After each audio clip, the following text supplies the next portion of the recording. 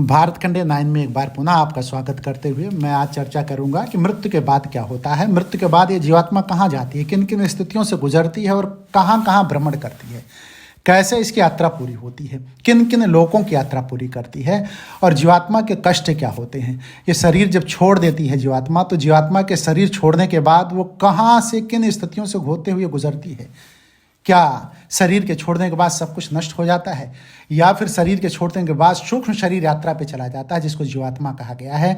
इसी पर मैं आज चर्चा करूंगा। तो मृत्यु के पश्चात, मृत्यु के बाद क्या होता है, मतलब क्या होता है मरने के बाद, इसी पर चर्चा करने के लिए मैं आपके सामने उपस्थित हुआ हूँ। साथियों, मृत्यु के समय जीव और उसके शरीर के साथ क्या घटित हो रहा होता है, ये वहाँ पर उपस्थित अन्य लोगों को अंदाजा नहीं लग पाता है कि क्या हो रहा है उस जीवात्मा के साथ। भीड़ होती है, चूंकि मृत्यु का समय होता है, भीड़ होती है, तो वहाँ अंदाजा नहीं लग पाता है कि उस जीवात्मा के साथ क्या हो रहा है। लेकिन घटनाएं बड़ी तेजी से घटित हो रही होती हैं। घटनाएं इतनी तेजी से घटित हो रही होती हैं कि मृत्यु की दहलीज पर खड़े व्यक्ति की सबसे पहले वाक इंद्रिय चली जाती है, मतलब बोलने की क्षमता चली जाती है। उसके मन में वो विलीन हो जाती है, वो बोल नहीं पाता है। पहली चीज, किसी भी मृत्यु को, जो मृत्यु को प्राप्त हो रहा हो किसी कोई व्यक्ति, तो आप देखेंगे तो उसकी बोलने की क्षमता सबसे पहले जाती है। उस समय वो अपने मन ही मन विचार कर सकता है, लेकिन कुछ बोल नहीं सकता। विचार चलते रहते हैं, विचार बड़े तेजी से कौनते हैं, और विचार कौनते कौनते वो बोलने की कोशिश करता है, लेकिन चूंकि वाक इंद्रिय गायब हो जाती है, इस वजह से उसको बोलने की क्षमता खो चुका होता है, इसलिए जो है वो बोल नहीं सकता है। लेकिन उसके बाद दृश्य इंद्रिय, मतलब देखने की क्षमता उससे गायब होती है। वो धुंधला धुंधला दिखाई पड़ेगा या नहीं दिखाई पड़ेगा, और धुंधला धुंधला दूसरे स्थिति में धुंधलापन आ जाता है, मतलब दृश्य इंद्रिय गायब हो जाती है। और उसके बाद सुनने की क्षमता गायब हो जाती है। ये कहाँ चली जाती है? दृश्य इंद्रिय और कर्ण इंद्रिय मन में विलीन हो जाती है। उस समय वो न देख पाता है, न सुन पाता है, और न ही बोल पाता है। तीनों स्थितियां उसकी आ जाती हैं। बोलने की क्षमता, देखने की क्षमता, सुनने की क्षमता, तीनों क्षमता गायब हो जाती है। उसके बाद मन इन इंद्रियों के साथ, मतलब जो मन इन इंद्रियों को अपने साथ लेता है और इन इंद्रियों के साथ प्राण के अंदर विलीन हो जाता है।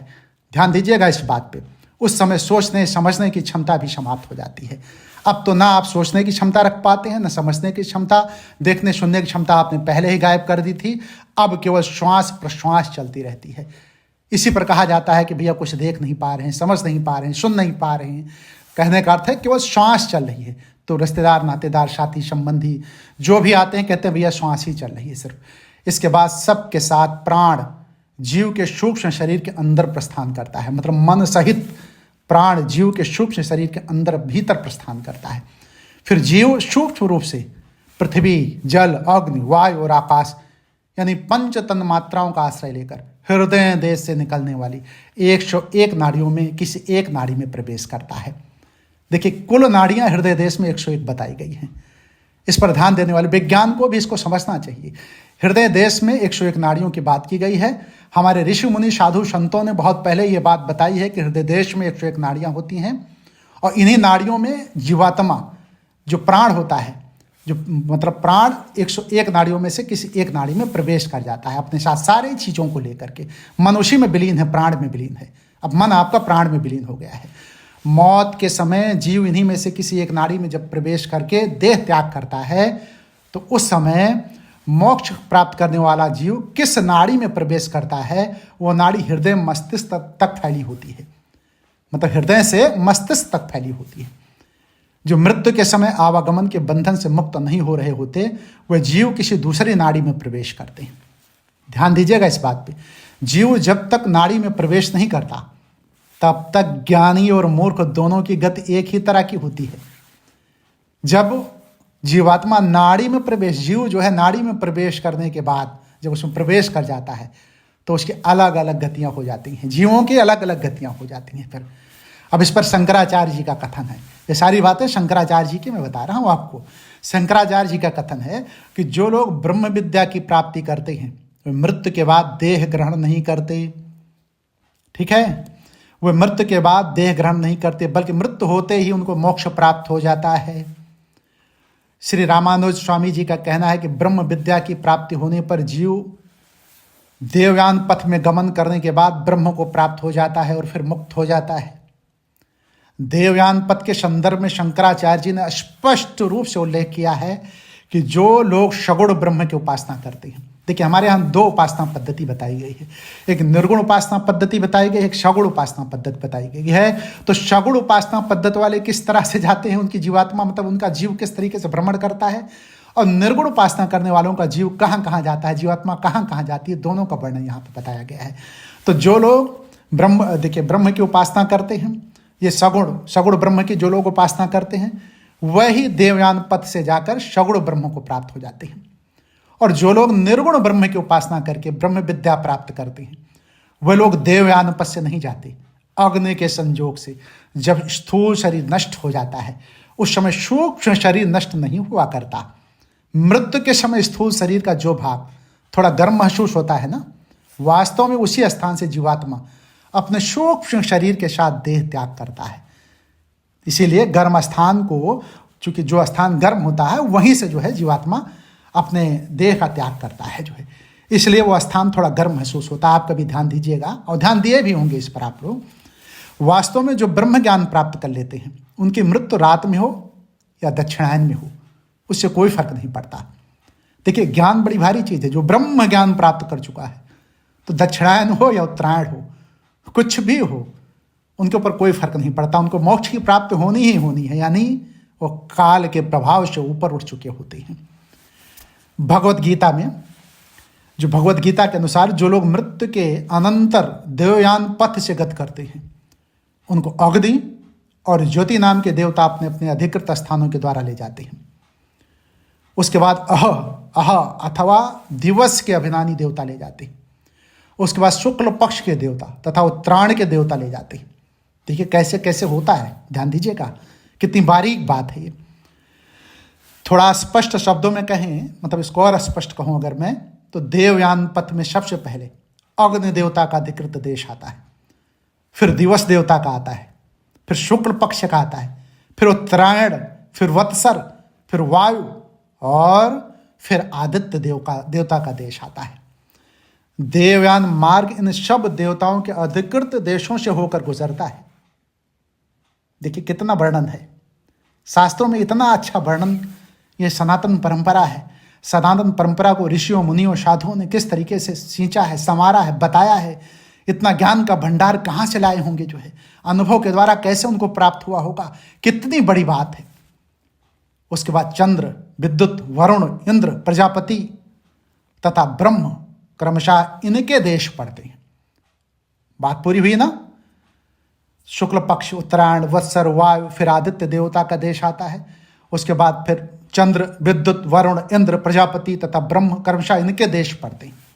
अब ध्यान दीजिएगा, मानो जो अपने जीवन में करता है, मतलब जब शरीर में होता है वो, तो लोग कहते हैं नहीं भाई कुछ भी करो, पाप पुण्य कुछ होता नहीं है।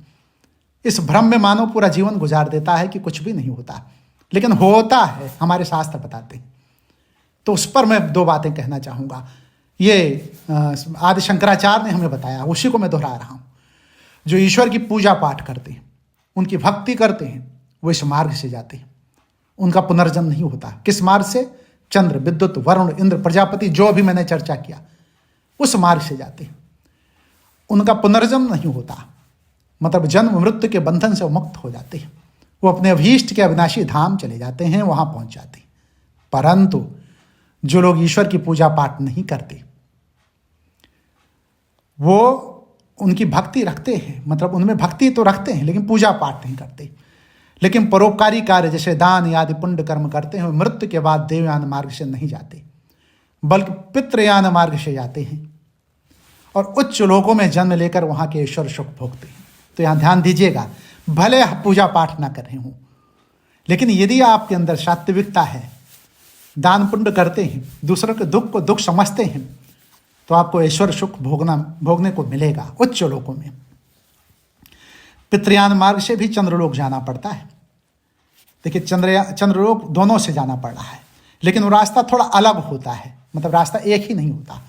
उस पथ पर धूम, रात्रि, कृष्ण पक्ष, दक्षिणायन आदि देवताओं के अधिकृत देश पड़ते हैं, अर्थात वे सब देवता उस जीवों को अपने अधिकृत स्थान के मध्य से ले जाते हैं।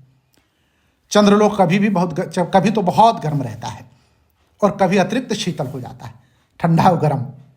वहाँ अपने स्थूल शरीर के साथ कोई मनुष्य नहीं रह सकता।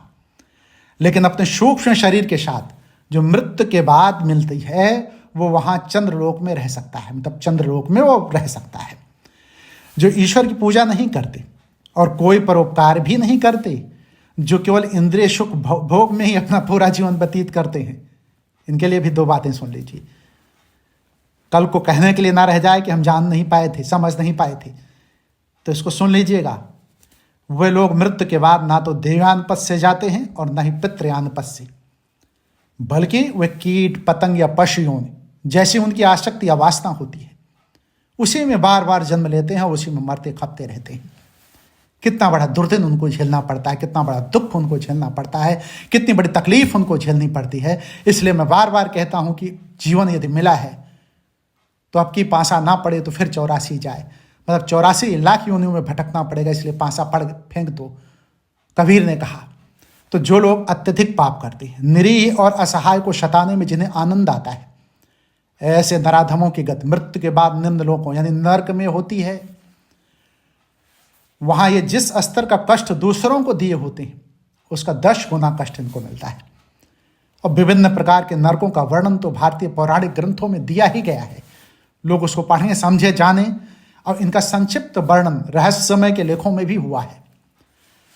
भारतीय ग्रंथों के अनुसार नरक में प्राणी हमेशा नहीं निवास करते, बल्कि नरक में कष्ट भोगते भोगते उन पापियों का पाप जब नष्ट हो जाता है, खत्म हो जाता है, तो अंत में उन पापों के जल जाने पर, भस्म हो जाने पर जीवात्मा पुनः मृत्यु लोक में जन्म ले लेती है और पुनः उसके पास इस ब्रह्मांडीय सफर में उन्नत करने का और आगे बढ़ने का अवसर प्राप्त हो जाता है।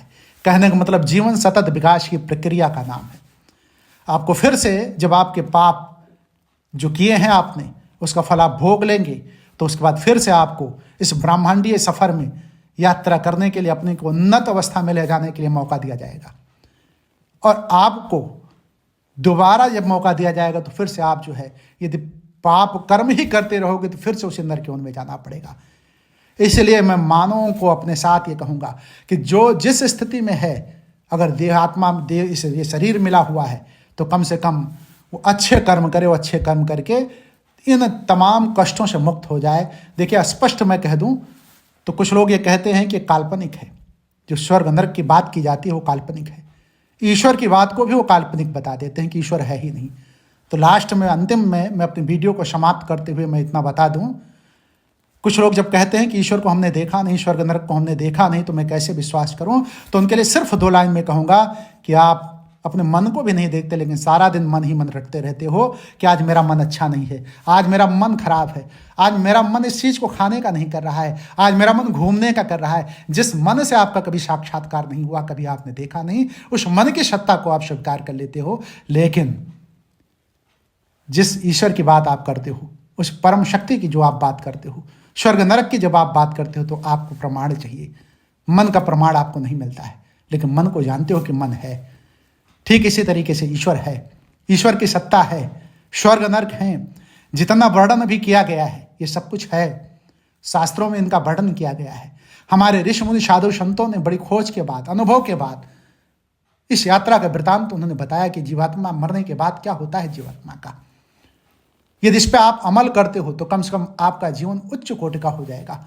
अच्छा, एक बात और है, यदि आप अमल नहीं करते हो तभी आपको क्या मिल जाएगा। तो इससे अच्छा है कि आप अमल कर लो, कम से कम आपका नुकसान तो नहीं होगा, कम से कम आप करुणामयी तो बन जाएंगे, दया भाव तो आ जाएगा, आप परोपकारी तो बन जाएंगे। और जिस व्यक्ति के अंदर दया भाव ना हो, करुणा भाव ना हो, परोपकार ना हो, उसका जीवन किसी काम का नहीं है। इसलिए अंत में अपनी वीडियो को समाप्त करते समय मैं यही कहूँगा कि करुणामयी जीवन जीना ही सबसे अच्छा जीवन है। और इन मार्गों को बताने का अर्थ सिर्फ इतना था कि आप अपने जीवन को सतत विकास की प्रक्रिया में ले जाएं, जिससे आपका जीवन उच्च कोटि का बने। इसी के साथ मैं इस वीडियो को समाप्त करता हूं। यदि ये वीडियो कुछ अच्छी लगी हो तो कृपया वीडियो को लाइक कर दें, कमेंट कर दें, शेयर कर दें और साथ ही साथ कृपया इस चैनल को भी सब्सक्राइब कर दें। अगले किसी वीडियो में पुनः मैं आपको अच्छे वीडियो के साथ मिलूंगा। तब तक के लिए आप हमें इजाज़त दें। बहुत बहुत धन्यवाद।